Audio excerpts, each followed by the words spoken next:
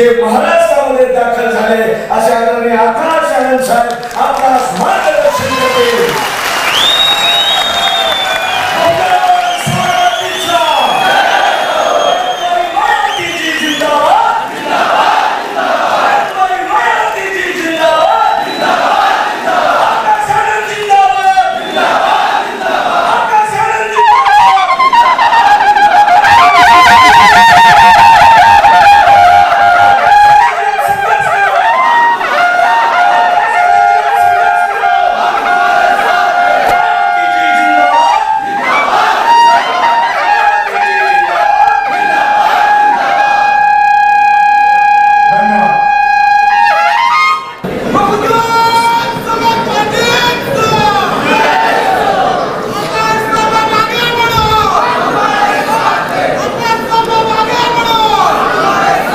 जय भीम महाराष्ट्र. साथियों,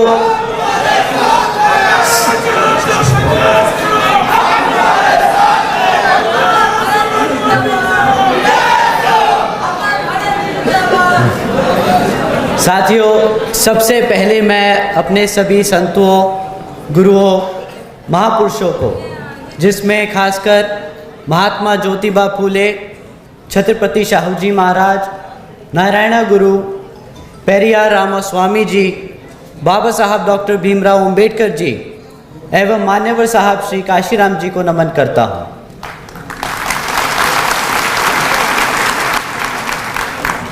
मान्यवर साहब श्री काशीराम जी के विचारों को देश के कोने कोने तक ले जाने वाली और सर्व समाज को शासन, प्रशासन व अनुशासन का उदाहरण दिखाने वाली उनकी एकमात्र उत्तराधिकारी हमारी आदरणीय बहन कुमारी मायावती जी ही हैं.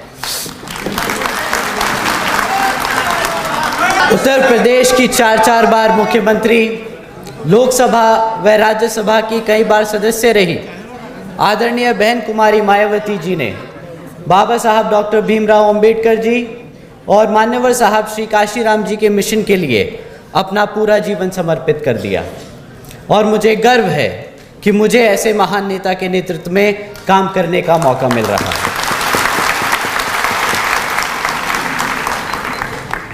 आदरणीय बहन कुमारी मायावती जी का मैं हार्दिक अभिनंदन और आभार व्यक्त करता हूं. महाराष्ट्र की इस पावन धरती पर खड़े होकर आप सबके सामने अपनी बात रखने का जो आज सौभाग्य मुझे मिल रहा है, तो इसके लिए मैं आप सभी का तहे दिल से आभार व्यक्त करता हूं. साथ ही साथ आज यहाँ हम सबके बीच मंच पर मौजूद महाराष्ट्र स्टेट के इंचार्ज एवं पूर्व राज्यसभा सांसद श्री अशोक सिद्धार्थ जी और साथ ही यहाँ हम सबके बीच मौजूद राज्यसभा सांसद श्री रामजी गौतम जी का भी मैं धन्यवाद करता हूँ. महाराष्ट्र के प्रदेश अध्यक्ष एडवोकेट संदीप जी, प्रदेश उपाध्यक्ष श्री रविंद्र जी और प्रदेश कमेटी के सभी सदस्यगण के साथ साथ हम यहाँ पर इतनी बड़ी संख्या में मौजूद सभी छोटे बड़े पदाधिकारी एवं हमारी पार्टी के महत्वपूर्ण कार्यकर्ता व समर्थकों, आप सभी का मैं तहे दिल से शुक्रिया अदा करता हूँ. आज मैं आपसे अपने एक दिल की बात कहना चाहता हूँ. अगर आप इजाज़त दे तो कहूँ? तो साथियों सुनिए. बाबा साहब के दिखाए रास्ते, मान्यवर साहब के बताए तरीके और बहन जी के बेबाक अंदाज को हमें दिल और दिमाग से अपनाना होगा.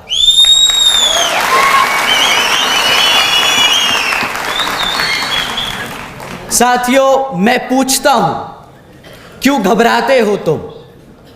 मैं पूछता हूं क्यों डरते हो तुम? अरे जब तुम्हारे सिर पर उस शेरनी का हाथ है तो क्यों कमजोर महसूस करते हो तुम?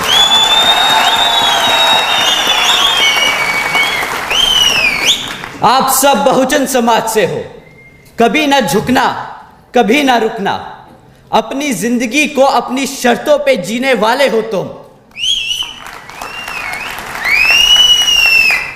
वो कहते हैं ना कि अगर किसी चीज की लत लग जाए तो वो आदमी की पहचान बन जाती है। तो आज मैं कहता हूं कि बना लीजिए ये पहचान एक निडर समाज की, एक ताकतवर समाज की, एक मजबूत बहुजन समाज की।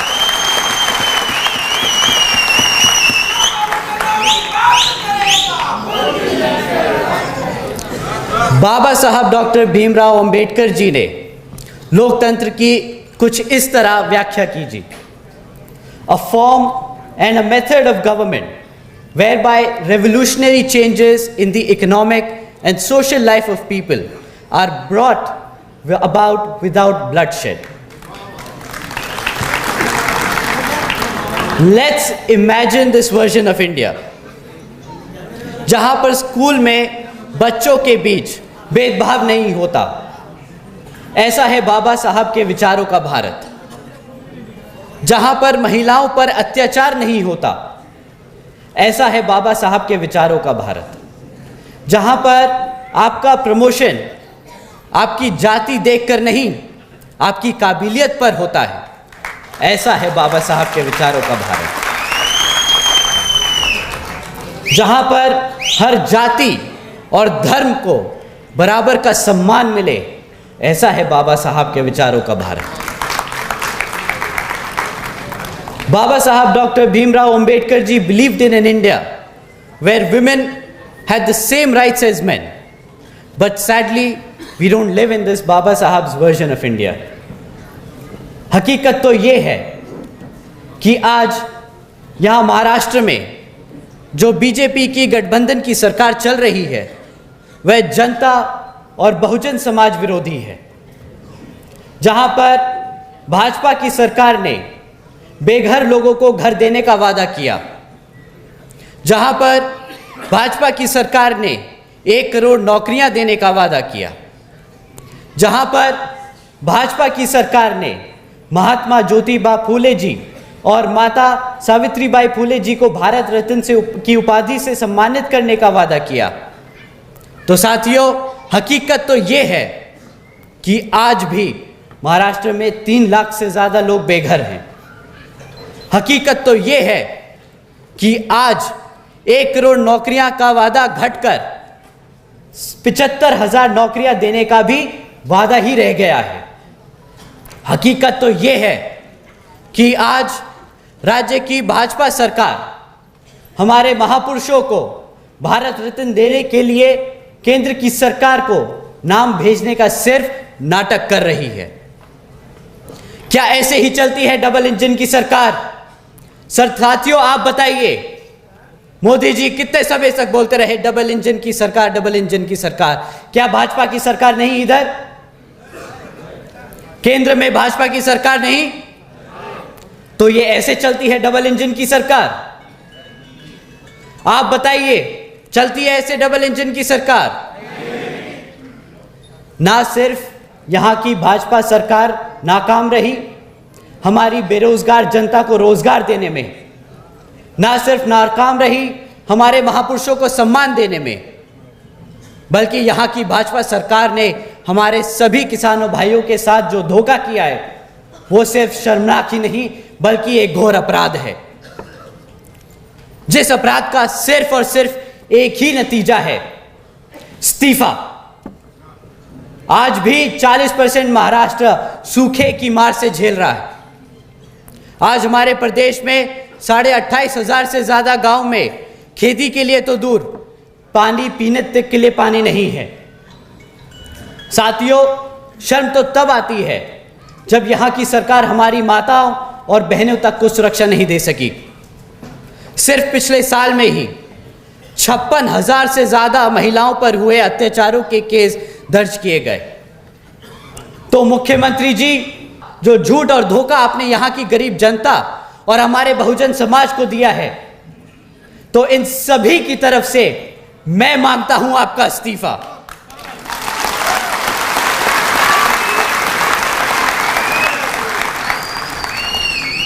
साथियों, मेरा ये गुस्सा व्यक्तिगत नहीं, मैं दुखी हूं क्योंकि हमारा बहुजन समाज जो मुख्यमंत्री के साथ साथ प्रधानमंत्री बनाने की ताकत रखता है, उस समाज के साथ जो शोषण किया जाता है, और यहां अकेले महाराष्ट्र में नहीं, यह हाल हर उस प्रदेश का है जहां पर मनुवादी सोच रखने वाली सरकारें चल रही हैं।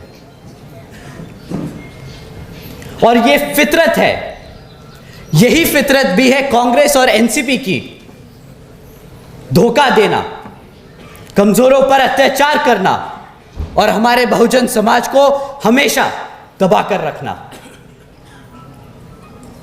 साथियों, इसी तरह है केंद्र की भाजपा सरकार। कुछ लोग मन की बात सुनाकर ले गए वोट आपका, क्यों? सही नहीं कह रहा? और अब जब हम सब परेशान हैं तो बोलते हैं, अरे हम तो फकीर आदमी हैं, झोला उठाकर चल पड़ेंगे।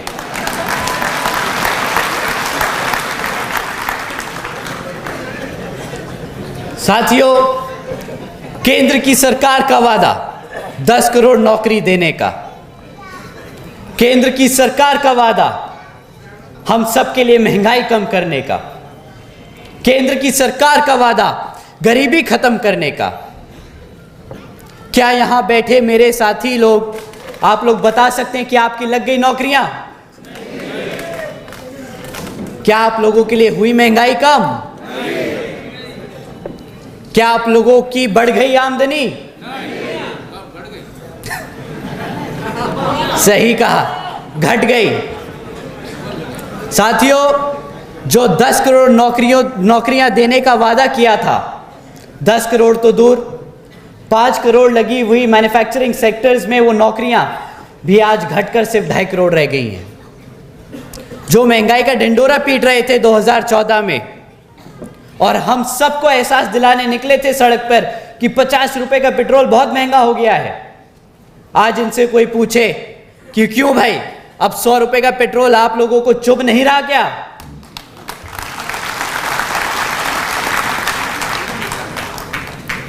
जो गरीबी खत्म करने निकले थे, आज नोटबंदी जैसे काम कर कर शायद गरीब को ही खत्म कर चुके हैं। साथियों, 2014 में 2 करोड़ 70 लाख लोग जो गरीबी रेखा से नीचे थे, आज उनकी संख्या बढ़कर 13 करोड़ से ज्यादा हो चुकी है। क्या ऐसे ही बनेगा भारत 5 ट्रिलियन डॉलर की इकोनॉमी? हम सबको अब पूछना होगा, केंद्र की सरकार से पूछना होगा कि ऐसे ही वो झूठे वादे करते रहेंगे क्या? शायद भाजपा का वादा केवल तोड़ने के लिए ही बना है, शायद ये लोग वादा करते ही इसलिए हैं ताकि तोड़ सके। मैं अगर सही समझता हूं तो केंद्र की सरकार को, बहुजनों को, बहुजन समाज को मुफ्त में राशन देने की योजना नहीं चलानी चाहिए। अगर वो हमारे समाज को अपने पैरों पर खड़े होने के अवसर दे सके तो वो ज्यादा बेहतर होगा, क्योंकि साथियों, इतिहास गवाह है कि बहुजन समाज लेने वालों में से नहीं, देने वालों में से बना है।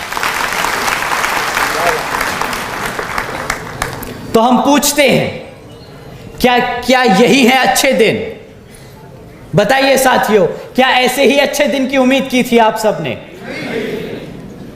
आज हम भाजपा, कांग्रेस और महाराष्ट्र के मुख्यमंत्री जी को मन की बात नहीं, एक काम की बात बताएंगे कि एक लीडर होता कैसा है, एक मुख्यमंत्री को होना कैसा चाहिए और एक प्रधानमंत्री बनना कैसा चाहिए। बहन जी ने कानून व्यवस्था के साथ साथ राज्य की सामाजिक व्यवस्था के लिए भी अनेकों कार्य किए। बहन जी ने देश में पहली बार सरकारी कॉलेजेस के स्टूडेंट हॉस्टल्स में अन्य पिछड़े वर्गों के छात्रों के लिए 27% आरक्षण की व्यवस्था तय की।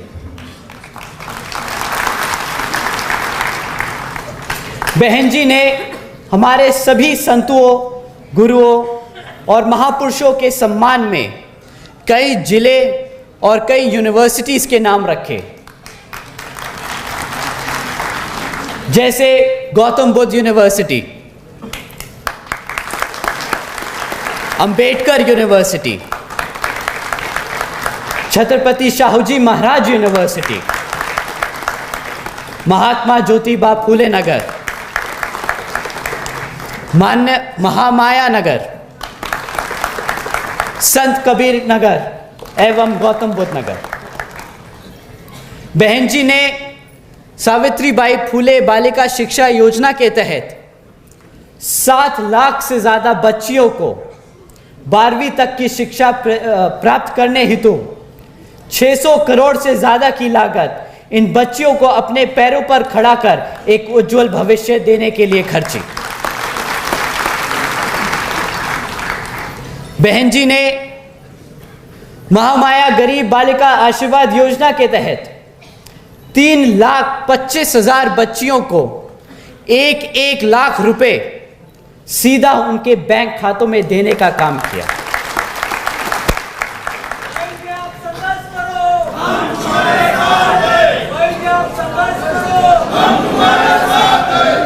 साथियों, आदरणीय बहन जी ने इन योजनाओं के तहत 3,250 करोड़ रुपए से ज्यादा सीधा बच्चियों के बैंक खातों में भेजे।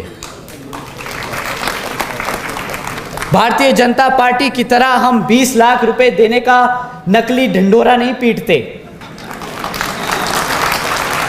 और न ही हम खोखली योजनाएं चलाते हैं, बेटी बचाओ बेटी पढ़ाओ जैसी। हमारी आदरणीय बहन जी ने करके दिखाया है 4 बार।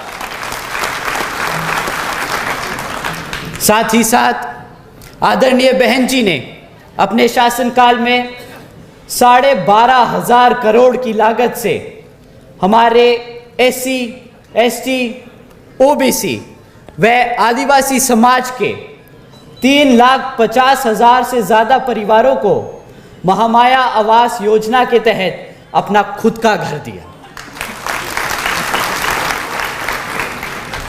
आदरणीय बहन जी ने अपने शासनकाल में 2,60,000 भूमिहीन परिवारों को 1,45,000 एकड़ से ज्यादा जमीनों का मालिकाना हक दिलाया। साथ ही साथ आदरणीय बहन कुमारी मायावती जी ने अपने शासनकाल में 1 लाख से अधिक सफाई कर्मचारियों की भर्ती की, 2 लाख से अधिक जवानों को पुलिस फोर्स में भर्ती किया, 90,000 से ज्यादा शिक्षकों को सरकारी नौकरी दी। और साथियों, आपको जानकर हैरानी होगी कि ये रोजगार के मौके तब दिए गए जब पूरी दुनिया मंदी के दौर से गुजर रही थी। एक तरफ आदरणीय बहन जी उत्तर प्रदेश में लोगों को लाइन से लगाकर नौकरियां दे रही थी, तो दूसरी तरफ प्राइवेट सेक्टर लोगों को नौकरियों से निकाल रहा था। सही मायने में इसी को कहते हैं सर्जन हिताय व सर्जन सुखाय की नीति। आज मैं और मेरे जैसे लाखों करोड़ों बहुजन समाज के नौजवान अपना सर उठाकर एक इज्जतदार जिंदगी जी सकते हैं, तो वो सिर्फ और सिर्फ हम सबकी बहन जी की वजह से है। मैं आप सबके सामने आज यहाँ अपना सिर झुकाकर, अपने दिल पर हाथ रखकर बहन जी का शुक्रिया अदा करता हूँ। आप हैं तो हम हैं। तो साथियों, आप और हम सबको एकजुट होकर समाज के हर एक व्यक्ति को बसपा से जुड़ने का काम करना होगा और आने वाले विधानसभा आम चुनाव में बता देना होगा कि हम आ रहे हैं, हम आ रहे हैं हर एक उस चीज के लिए जो इस संविधान में हमारे समाज के लिए हमारे गुरु देकर गए हैं, हमारे बाबा साहब डॉक्टर भीमराव अंबेडकर जी।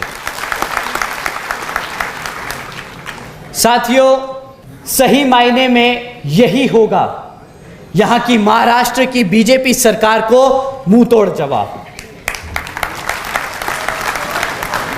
अंत में मैं यहां मौजूद सभी माताओं और बहनों का जो इतनी दूर से चलकर हम सबको आज यहां सुनने आए हैं, तो आप सभी का मैं तहे दिल से शुक्रिया अदा करता हूं।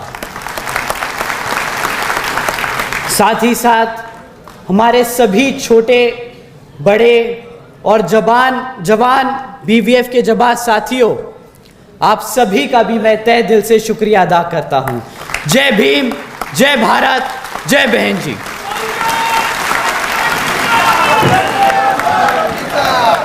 बहुजन समाज पार्टी जिंदाबाद, बहुजन समाज पार्टी जिंदाबाद। आकाश आनंद जी आप संघर्ष करो, आकाश आनंद जी आप संघर्ष करो। धन्यवाद। यानंतर आभार प्रदर्शन मी महाराष्ट्र राज्याचे प्रभारी आदरणीय प्रशांत इंगळे सरांना विनंती करतोय, ठिकाणी आभार प्रदर्शन व्यक्त करायचे। प्रशांत इंगळे सर।